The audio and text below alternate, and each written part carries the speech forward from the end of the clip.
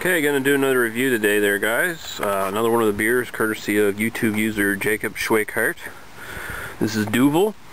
Very, very famous, world famous Belgian beer, really one of the beers you think about when you think about Belgian beers.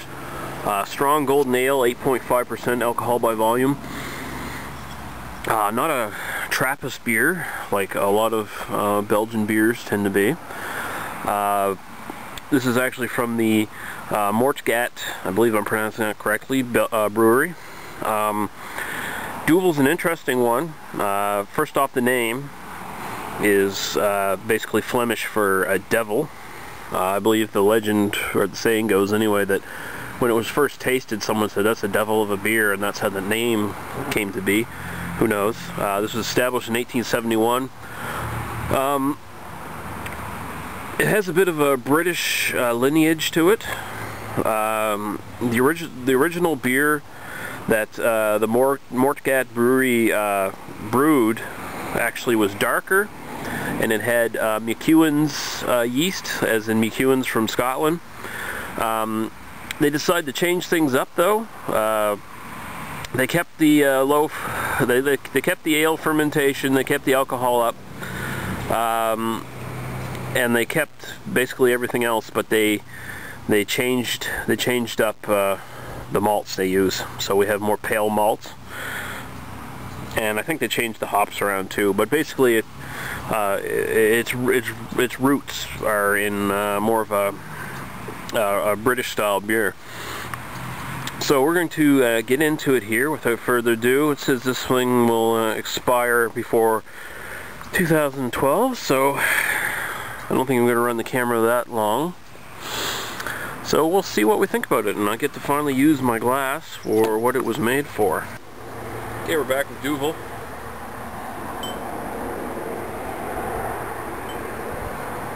Try to pour this fairly slow.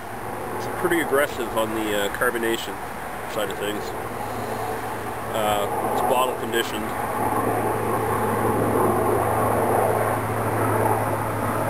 Must have some yeast in it.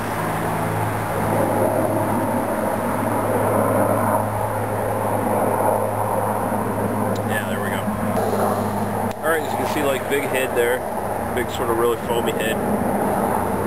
Wouldn't quite say creamy, but it's close. The color itself, really murky gold color.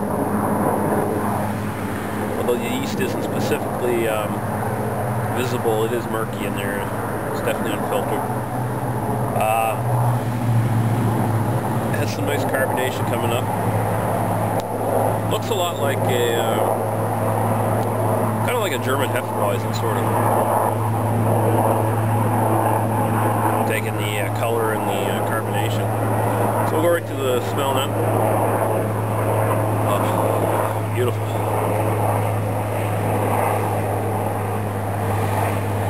Really sweet, yeasty smell.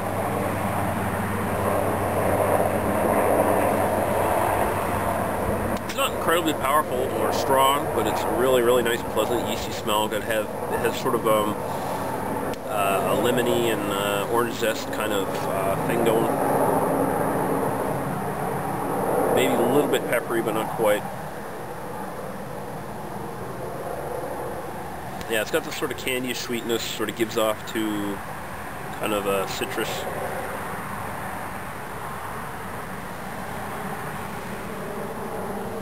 It's really good, really nice, pleasant smell. So we'll go right into the taste without further ado.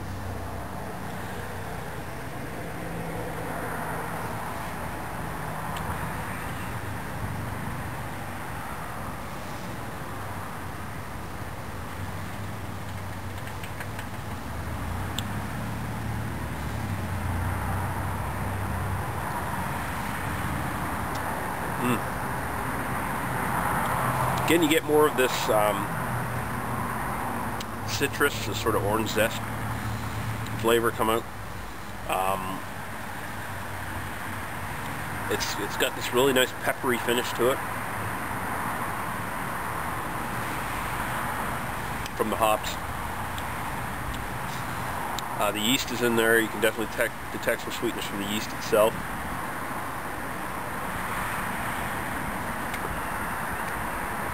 Carbonation's fairly high.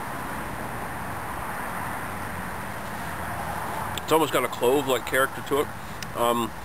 Like I said before, it does sort of remind one of a German Hefeweizen, but it's a bit more complex than that.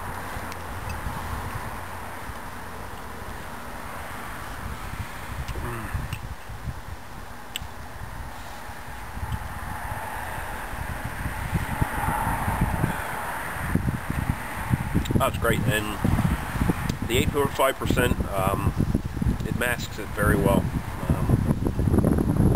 It's like you have a hard time deciding whether you're actually tasting any alcohol or it's just the sort of the pepperiness of the hops at the end. This nice lingering dry finish. The head makes this nice little sort of milkshake kind of ice cream float thing going on in the middle. As you see, it leaves really nice lacing. You know, head and lacing. That's how we do, guys. That's how we do. Come on, guys. Come on, guys. The head. That's a great beer. It's not my favorite Belgian beer. It's definitely one of the first Belgians I ever had, though. It's like a real, slap in the face as far as an introduction to Belgian beers goes. I think I even had this before I had Stella, so it gives you an idea of how my first foray into Belgians would have been like.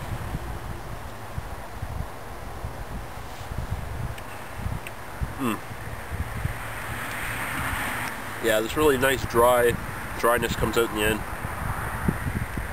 Like I said, the orange zest, a bit of a lemon peel kind of thing going on too. And a nice medium body to it. Not overly thick, so it still goes down smooth and refreshing. At least for me it does. Some people would probably not find this as smooth and refreshing. In fact, they might find the carbonation a bit too much. Yeah, and they might have to sip on it a bit more, and actually that's probably a good idea that you sip on this, because for me it goes down so smooth that if I wasn't paying attention to what I was doing, I could have 3 or 4 of these in a row and then be in real trouble.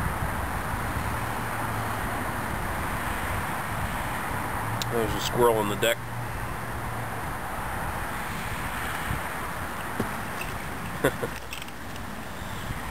Yeah, so I still consider this a world-class beer. It's not my favorite Belgium beer.